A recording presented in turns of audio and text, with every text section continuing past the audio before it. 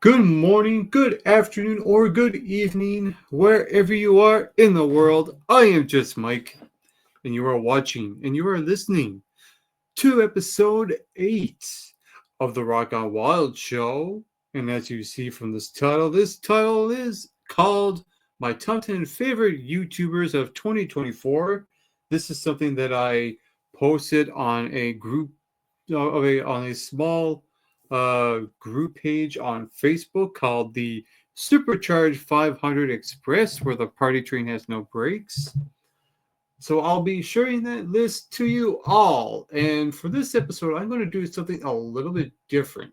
Now, normally when I do topics of on this day, normally I would present stuff like on this day in movies and film and television and in wrestling on the day I record this. This is February 3rd, 2025, as I'm recording this video. However, this episode will be aired on a later date. This will be aired on February 19th, 2025. So, with that said, what I'm going to do a little bit different is that I'm going to do on this day in movies, music, television, and wrestling on February 19th.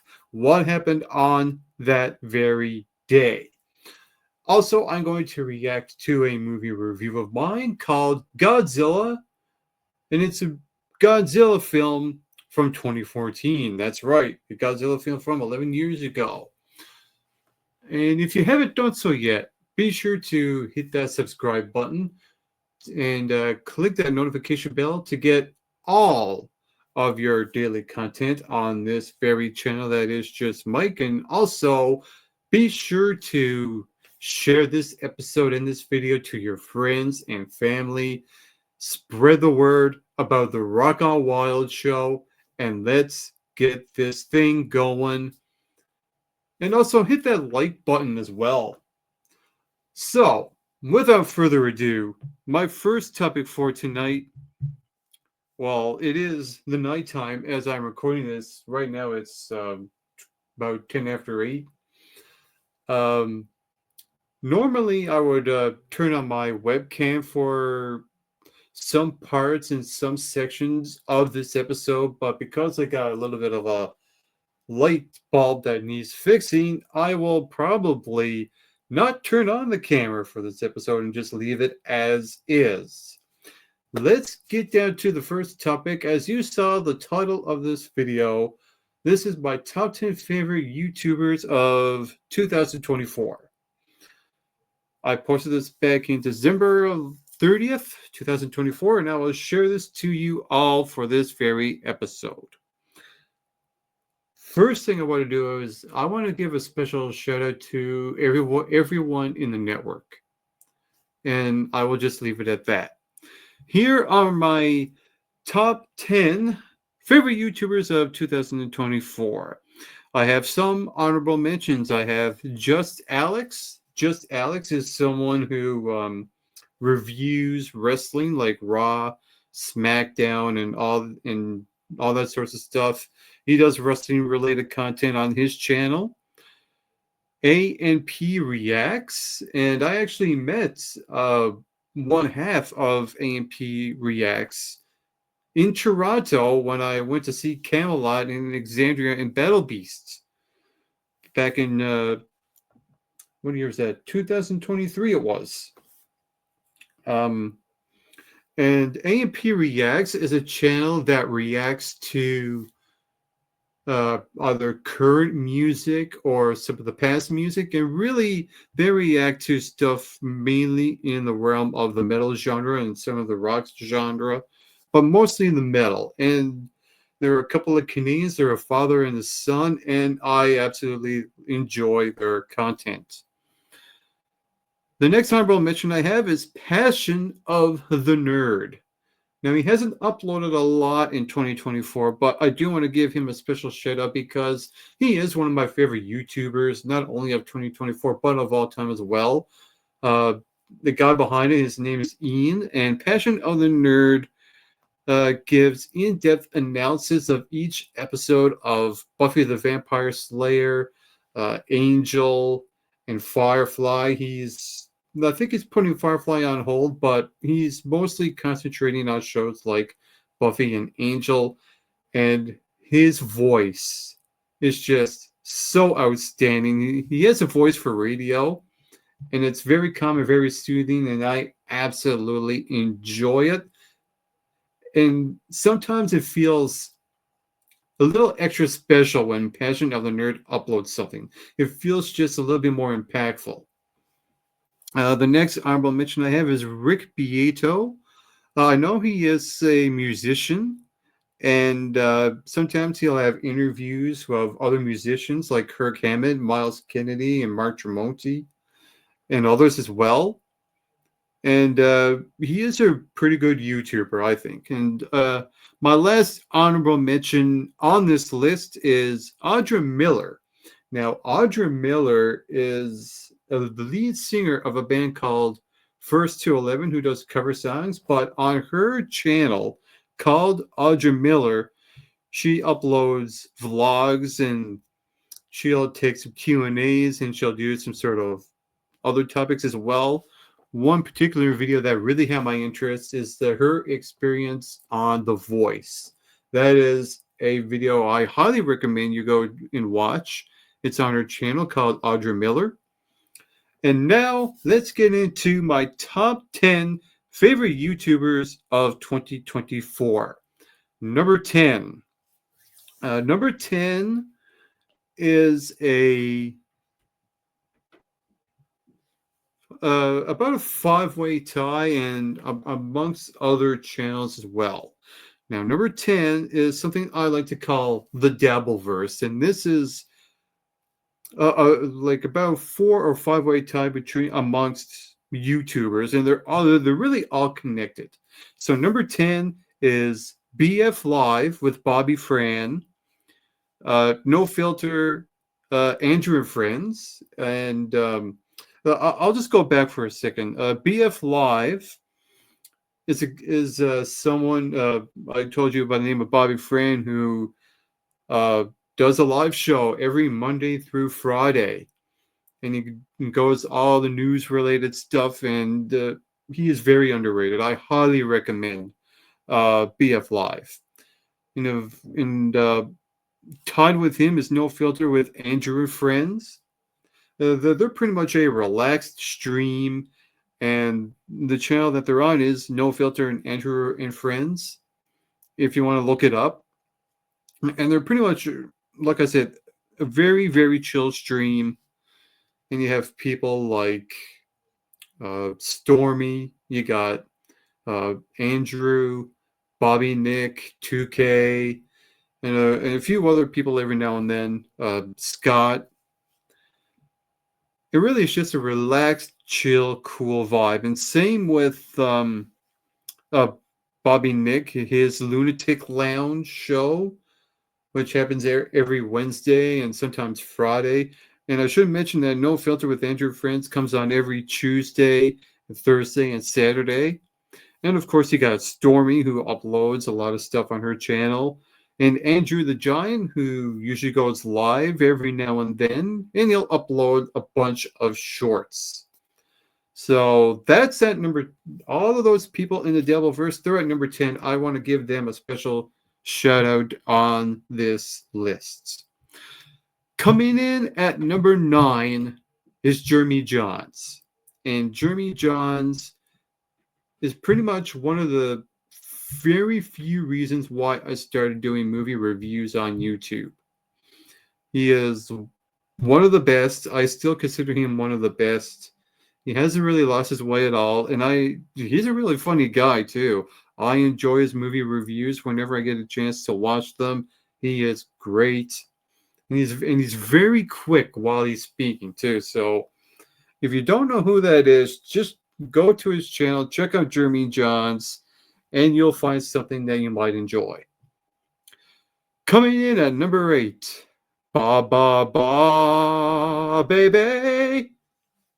That's my impression of a parrot. No, it's not. And not a very good impression at that. Number 8, Tico and the Man. Tico and the Man is Frank and his parrot Tico, and they upload pretty much songs that Frank covers on guitar while the parrot Tico is singing. And he pretty much uploads every day, sometimes twice a day. And I highly recommend that channel. Go check it out. Watch Tico in all his glory as he sings.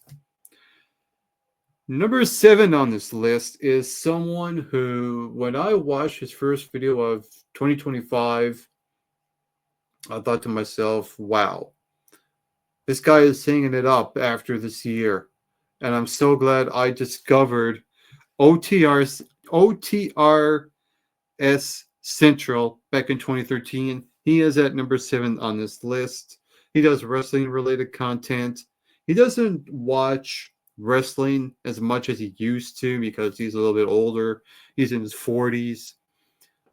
But he is making 2025 a year to go out with, and I highly recommend OTR Essential because he's one of my inspirations for doing not only movie reviews, but on my other channel, when I started MRB Wrestling Reviews, OTR Essential was one of my biggest influences of me doing those reviews from Raw, SmackDown, NXT, TNA Impact, all the pay-per-views and all the special shows.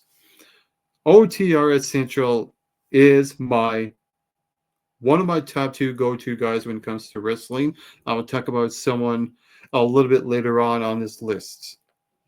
Number 6. Bong.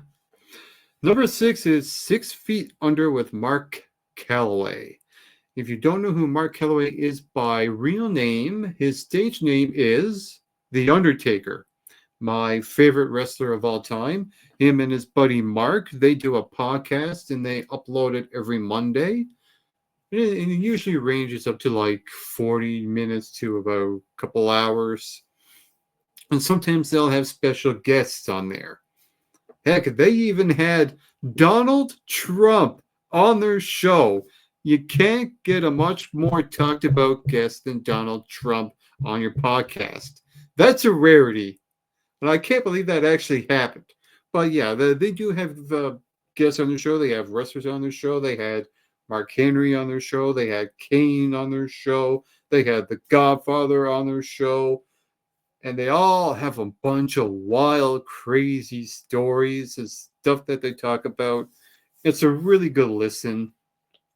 And it's a really good way to pass the time if you're not doing much, or if you want to just put it on the background while you're working or stuff like that. That is a channel I highly recommend. Go check out 6 Feet Under with Mark Calloway. Number 5 on this list is Inside of You with Michael Rosenbaum. Now, if you don't know who Michael Rosenbaum is, he is an actor, and currently I am watching a show that he is in called Smallville, where he is the real star of the show. Michael Rosenbaum used to play Lex Luthor on Smallville, and he is tremendous. And that's how I found out that Michael Rosenbaum was Lex Luthor, was through his YouTube channel. When I discovered Michael Rosenbaum, I think he interviewed James Marsters, who played Spike and Buffy, so I decided to check that out, and I've been hooked with Michael Rosenbaum's stuff ever since. He does fantastic interviews from people like Stephen Amell, Mark A. Shepard, Felicia Day. The list goes on and on and on. Tom Welling. He even tells stories about his time in Smallville. And he is a guy who just seems calm and relaxed and just absolute cool and chill. And he is that's why he's one of my favorite YouTubers in 2024. And that's why he is on this list at number 5. Coming in at number 4 on this list is the Solo Monster. Solo Monster Sounds Off. And if you don't know who Solo Monster is, he is a podcaster. that has been doing it since 2007. And what does he cover? Well, he covers wrestling from everything from Raw, SmackDown, TNA, Impact, AEW. He covers it all. Ring of Honor as well. He has a show with JD from New York called Tuesday Night Titans on JD's channel. But on Solo Monster's channel, he does live reviews after Raw, SmackDown, and AEW, and the occasional premium live event when it comes to either show. And he is a guy that can talk on and on and on. And he's one of those guys I can listen to for a number of hours and never get bored with. So I highly recommend to check out Solo Monster Sounds Off to get the inside scoop. And he also does related news in professional wrestling as well. So it's not just the shows that wrestling has, but also the news in professional wrestling as well. I highly recommend Jason Solomon. That's his real name, known as Solo Monster Sounds Off. Coming in at number 3 on this list is a guy that talks about movies and TV way too much, and that is Sean Chandler Talks About. He also has a second channel called Sean Chandler Plus as well. I highly recommend to go both of those channels. So Sean Chandler Talks About is his main channel, and he has another one called Sean Chandler Plus. Go check out both channels. But Sean, he's one of my best friends. So when I was doing movie reviews back in 2016, around the fall, I get a comment from someone I didn't even know on one of my movie reviews. I think it might have been for a movie starring Mel Gibson. I can't remember exactly the name of it, but this person commented under my review, said, "Hey, I'm also a movie reviewer. If you want to come out and check my channel, go right ahead. I got some stuff there." And Sean was just getting started on his channel. So I was one of the first, probably a few, like one of his first subscribers, one of his first 1,000 subscribers. And he has grown tremendously. So Sean Chandler talks about, he does movie reviews, he does television reviews, he does this, that, and everything else. He does rankings. He talks about everything when it comes to movies and TV. He does trailer reactions. He is one of those guys that I could listen to for hours, just like Solo Monster. So that's why he is that high on this list. He is at number 3. Coming in at number 2 on my top 10 favorite YouTubers of 2024, one that I would not think I would put on this list. At number 2 is someone that I discovered going all the way back to 2012. Roughly around January 2012, I mean. Sometime late 2011. And I've been following this one for pretty much that long, on and off. And there was a time where I didn't watch the content that this person was uploading for a good few years. But lately, from late 2023, 2024, and this year, I started to come back around to her channel. That is Naomi King. She is at number 2 on this list. If you don't know who that is, she is very underrated in my opinion. She is a singer. She is an actor. She is a graphic designer. She's a tattoo artist. She is a storyteller. She's an author. I have one of her books right here. It's called Advice for When You Feel Like Shit. And she is absolutely amazing. How did I discover Naomi King in the first place? Well, I know a singer by the name of Voltaire. and I was looking to see if people covered his songs. I found a couple. One doesn't upload anything anymore, but when I discovered a cover of The Ship's Going Down by Voltaire by Naomi King, I was hooked ever since, and that's when I subscribed. And the rest is history. And that's the reason why Naomi King is in the runner-up position of my favorite YouTubers of 2024, but there is only one. There is only one YouTuber. Not only is my favorite of 2024, but this YouTuber had the best year of 2024. He is a fellow Canadian. He is from Pickering, Ontario, Canada. And he's also a wrestling fanatic. You notice a common trend here? I had number 10, the Devilverse, who also knows about wrestling and enjoys wrestling. I had number 7, OTR Central. I had 6 Feet Under with Mark Calloway at number 6, Solo Monster at 4, and my number one favorite YouTuber of 2024 is Chris Van Vliet. Chris Van Vliet is a podcaster and a YouTuber who does interviews with not only with wrestlers, but with celebrities as well. He has interviewed The Rock. He has interviewed Tom Cruise. But in 2024 specifically, to me, was his very best year because he has interviewed people the likes of John Cena, Hulk Hogan. I know. Take that as you wish. Ric Flair, again, take that as you wish.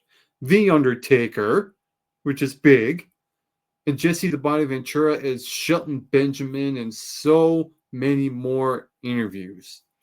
He's going to have another good year in 2025, but 2024, oh my God, Chris Van Vliet had a tremendous year last year. That is why Chris Van Vliet is my number one favorite podcaster and my number one favorite YouTuber of 2024. What is the list going to be like at the end of 2025?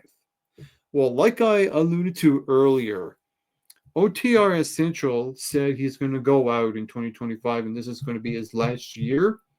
I have a feeling he is going to be one of those candidates. But with all that said, that is my list of my favorite YouTubers of 2024. Now, let's get on to the program, our usual program. And let's look at what happened in music. So I'm going to start share screening, present, share screen. What happened on this day in music? All right, so on February 19th, 2000, all right, so February 19th is the day that I have the biggest music headlines here. And as I scroll down, as you saw Bon Scott on that picture, so on February 19th, 1980, AC/DC frontman and lyricist Bon Scott died at the age of only 33. That's way too young. One of the greatest vocalists in hard rock, Scott joined AC/DC in 1974, not long before the Australian band recorded their debut, High Voltage. Over the next 6 years, Scott would perform on 7 albums with AC/DC, including their 1979 masterpiece, Highway to Hell. Tragically, the hard partying frontman died just as the group was about to have their commercial breakthrough. While AC/DC would continue on, recruiting Brian Johnson as their new singer, they paid tribute to their fallen bandmate in their best-selling follow-up, Back in Black. In 2020, all right, let's see. So that's Bon Scott. All right. What's another good one here? All right.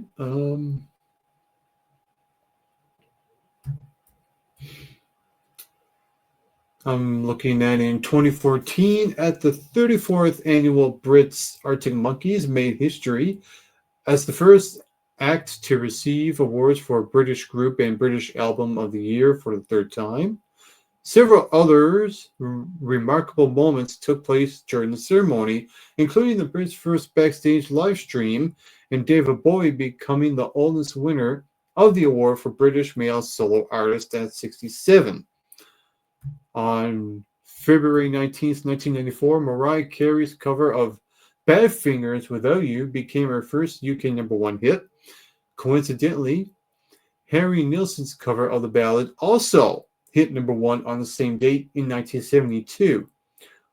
Once described by Paul McCartney as the killer song of all time, the tune was penned by Badfinger members Pete Ham and Tom Evans and released on their 1970 album No Dice.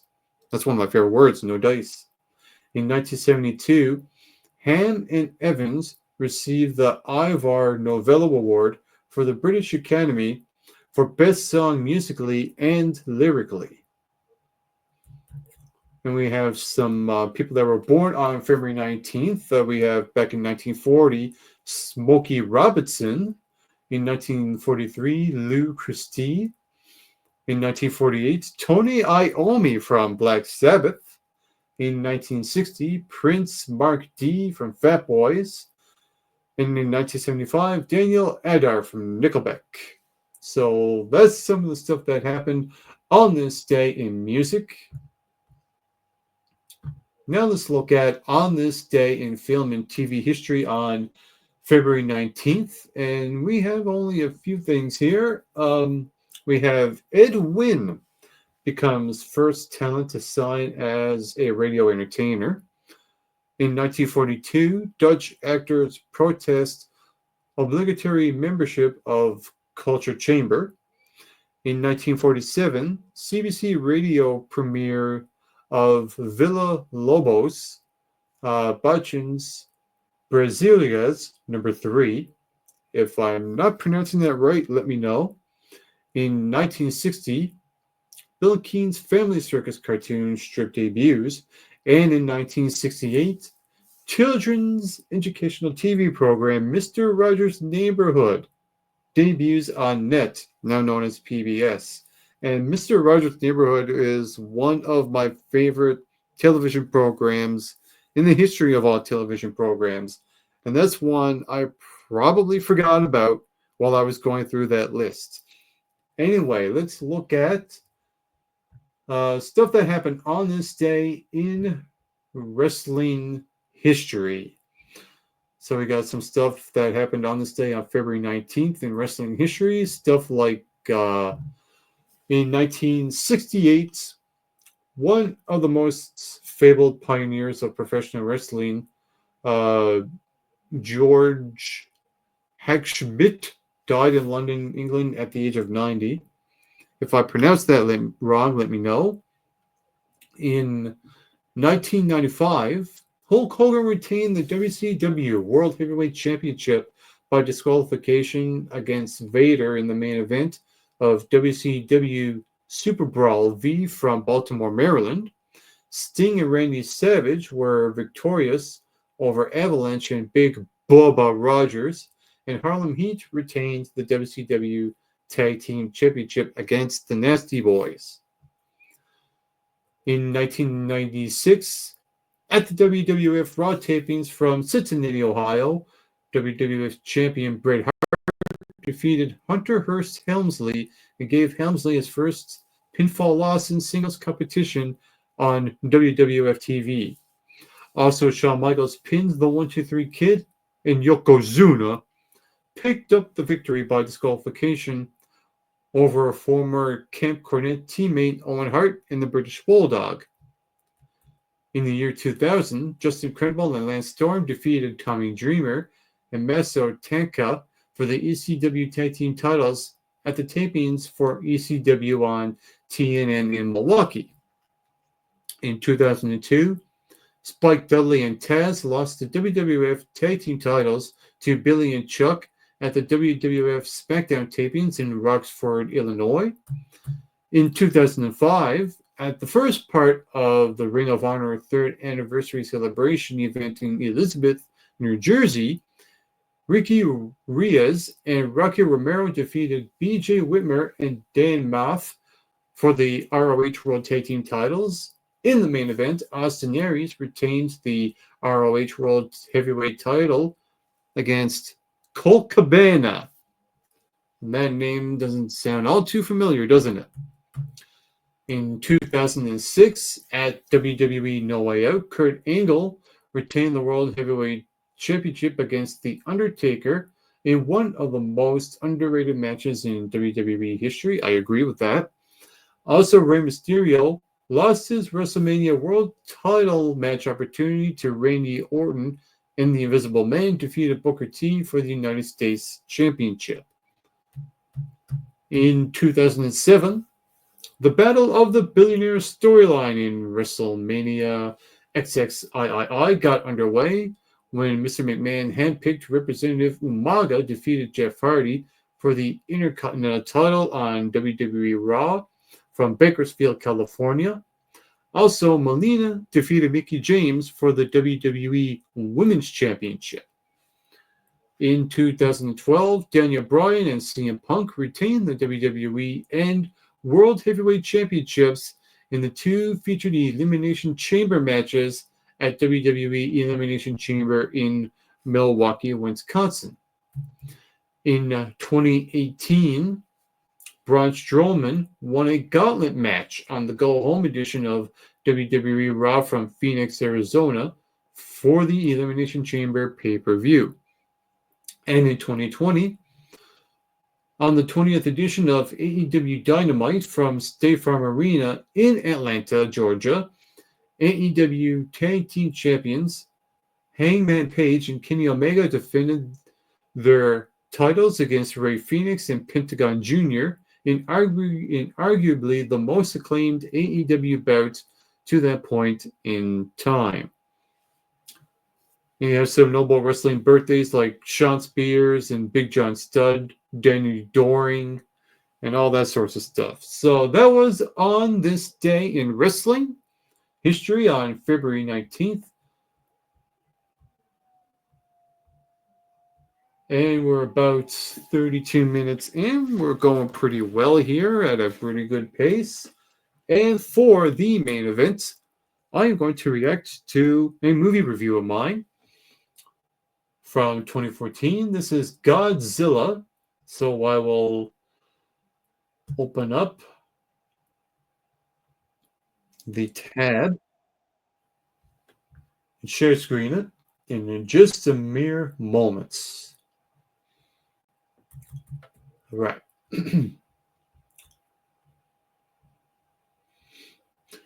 going to present share screen, Godzilla, share tab audio, share tab audio, share. All right. Here we go. And we're going to react to this thing in 5, 4, 3, 2, 1, action. The presence alone of Godzilla on screen was, oh man, that is how it's supposed to be done.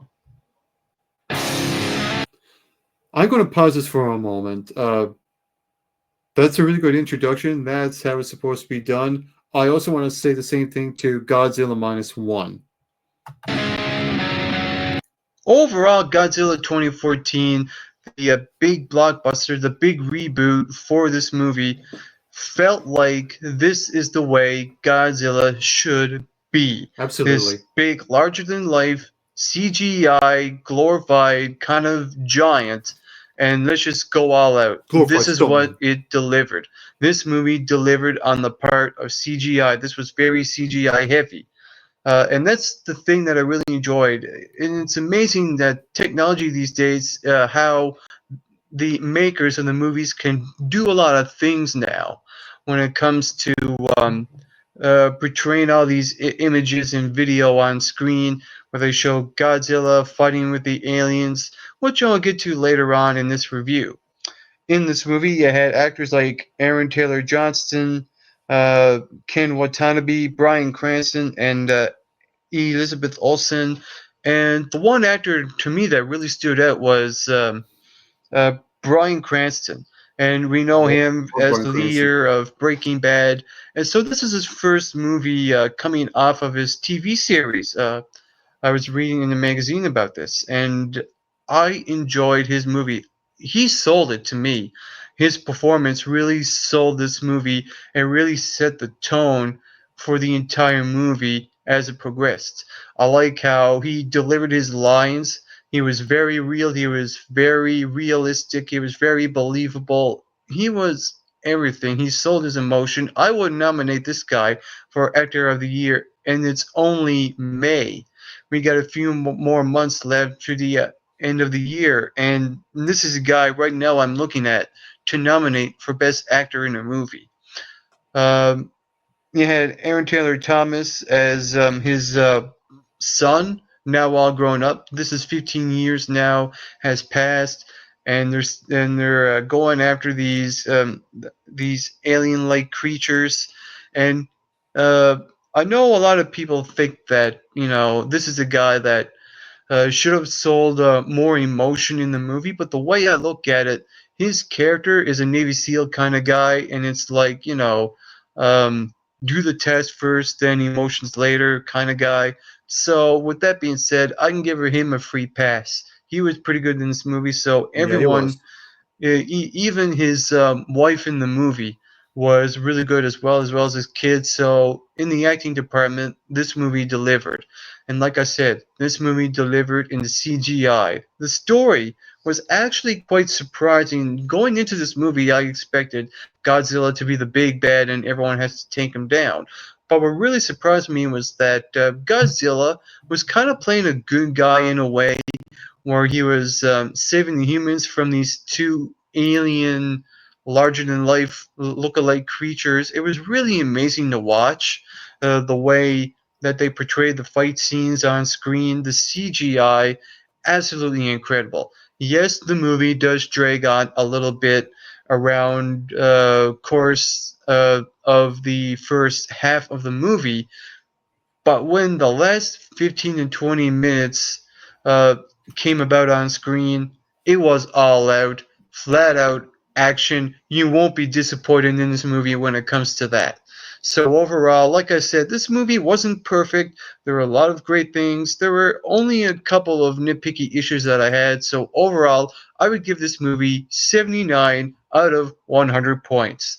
And if you saw Godzilla 2014, what did you think about it? Feel free to comment below and tell me what did you think.